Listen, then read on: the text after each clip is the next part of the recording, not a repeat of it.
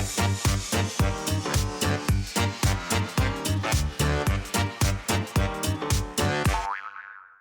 everybody. It's Joe and Alan again here with Nothing Personal. We are here today with an awesome guest. I'm really excited about this one. We have Robert Kellog for JVC. So we are going to let him speak here in a second, but I just want to let everybody know, please make sure you like and subscribe. All right, now that is out of the way. Let's jump right in. Robert, before we get into anything particular, tell us what brought about your love for electronics? What made you decide, you know what, this is a cool career. Why not jump into and maybe be a product manager for a company like JVC? For me, I started out as an installer. So I was crawling through attics. And for me, I'm a big dude. I'm 6'7", 250, or was 250. Now I'm about 270. But I was crawling through attics and just doing all the grunt work. I'll have to send you the photo of my last day crawling through an attic. I was on the top of a cooler in a warehouse, and it was probably about 2 feet of clearance that I Wow. had to crawl all the way across to put a camera line in and then get back. And it was probably Wow. 100 degrees in Florida that day. Oh, at least. Yeah. So I was super dirty and sweaty. And I called Fred, who hired me at JVC, and I was like, thank you for taking me away from this. I like that. So what projector do you have at your house? Can we ask you that? What do you use? I have a NZ900 and a NZ500. So I try to use those for myself when I'm trying to do demos and just watching something just so I can get myself more familiarized with the product as well. Oh, that's cool. I like that. That's really good. So then jumping in, I've had a lot of people ask me about this. And if you're not at liberty to say or discuss, just feel free to say, you know what, I can't say anything. But 3D. So the emitters being discontinued or is discontinued. So the question is that like a telltale saying, hey, by the way, 3D is going away to next generation, or could there be another solution? Or I hate to say it, I mean, I have 200 movies in 3D. My kids, we sometimes like to watch a 3D movie, even though they're older, but not my kids, the movies. But the Yeah. point is 3D really going to go away for JVC? It's very hard to say if it's going to go away or not. We never know. Like I know we have plenty of emitters still out there right now that you can still get and put on the NZ800 or RS 3200. I deal more in the reference series, or the precision series It's myself. totally fine. Our So I'll guests just know tell you each that. of them. Yeah, so don't worry about that. Yeah. So yeah, so I know we still have stuff that can work for it right now. I don't know where it's going in the future. I know they can change their mind at one point and then put it back or take it away. We just don't know where it's going to go right this moment. And then another quick question, Mhm. kind of in that realm, Dolby Vision. I know it's not in JVC's plans or anything, but it seems like there's less projectors, like the Valerian. Not to be mean, I'm not going to pick on it. It's what, 3-4 grand, and it has it at least some form of it. We were talking to another manufacturer on one of our shows about Dolby Vision. Is there any way in the future? Because something like that, the buzz alone would make people say, "Hey, you know what? I'm in." It's got Dolby Vision, just because people like to see the word Dolby Vision. Well, Adobe Vision is it's kind of tough because there's a standard for it that it has to meet, and then there's also the processing technology that goes along with it. So when it comes to a projector, it's hard to put it in it because you don't know what the actual throw distance is. You don't know what size screen somebody's going to be using for their projector. So saying, yeah, we're going to throw it in there, it might work to hit the specs that you want. But we also have those people who will buy an NZ500 and try and put it on a 180-inch screen. It's really hard for us to go ahead and say we're going to put it into a projector, or for anybody to really put it into a projector and say, yes, it's in there, because once you start playing with different factors, it's going to really throw it off. And then what, out of curiosity again, what is the number one selling JVC projector, if you don't mind saying? I'm just curious. Um, right now we've seen probably the NZ500, RS 1100 being our top seller at the moment, which is a amazing entry level for us in the DILA models.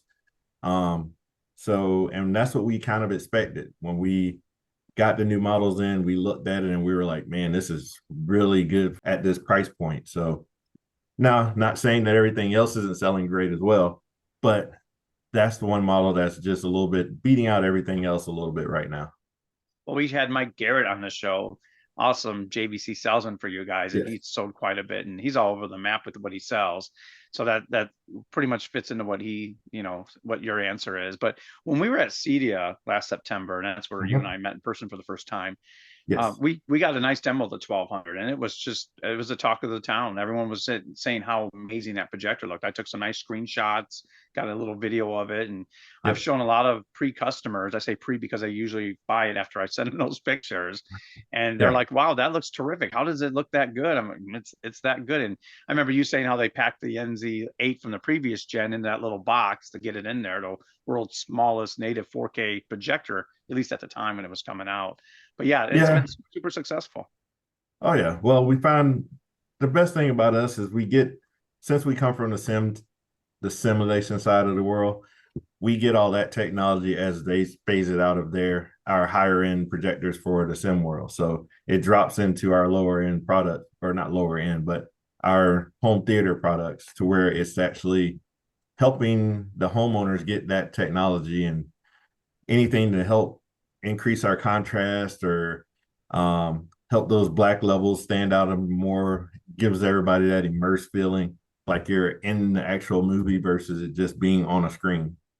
I like that. That's true. And immersive. That's why people are drawn to JVC. You guys, success breeds followers, and people love that black level. I mean, it's intoxicating when you're watching a movie and your room gets dark like that, and especially it's a Mhm. scary movie.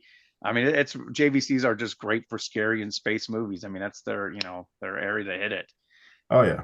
So That's then why we another demo a lot of space movies at first, so you can get that full scape of the skyline and everything else. It really just brings you into it. Yep. like Gravity's a good one. Passengers is another terrific one. You just get Oh all yeah. those really wild ones that look good. Even the older ones, Aliens. I mean, they Hmm. look great in space. Oh yeah. Another quick comment or question, actually. So I also talked to the other manufacturer company too. How hard is it to implement for people like myself who love our 16:9 screens?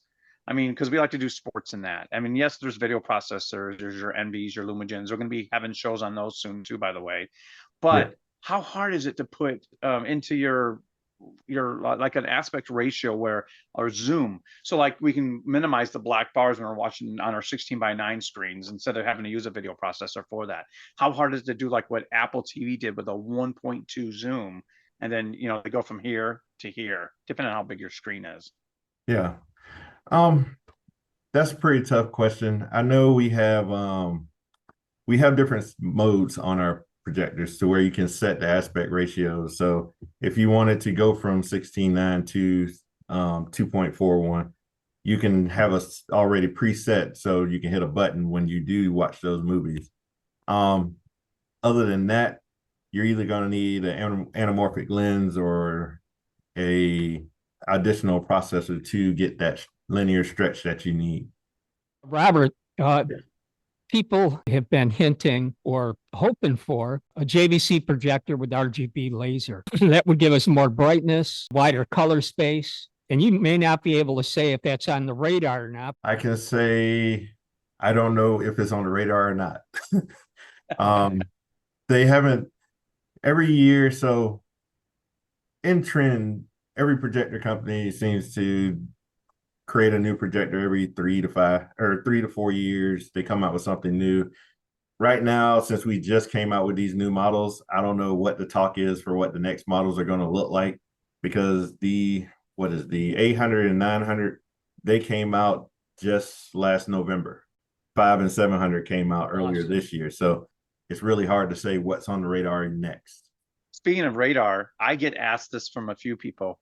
Why can't JVC do what Sony did years back with their VW 5000 and do a 5,000 lumen projector for the home front? Something cool, kick butt. It's almost like the 4500 of or Z1 that you guys used to have, but why not like a newer version? Obviously laser 5,000, something like that. Obviously, the cost would be a little higher than where we're at now with the 4200. But there's a group out there that definitely would jump in with those bigger screens. Anytime they ask us, hey, what do we want to see in the projector? We're like, Well, everybody wants a little bit brighter. And then they come back and it's always, well, we're working on getting the contrast levels up because the native contrast that we're getting right now is phenomenal. So if we can keep that same contrast level and make it a little bit brighter, then that's what we're going to do.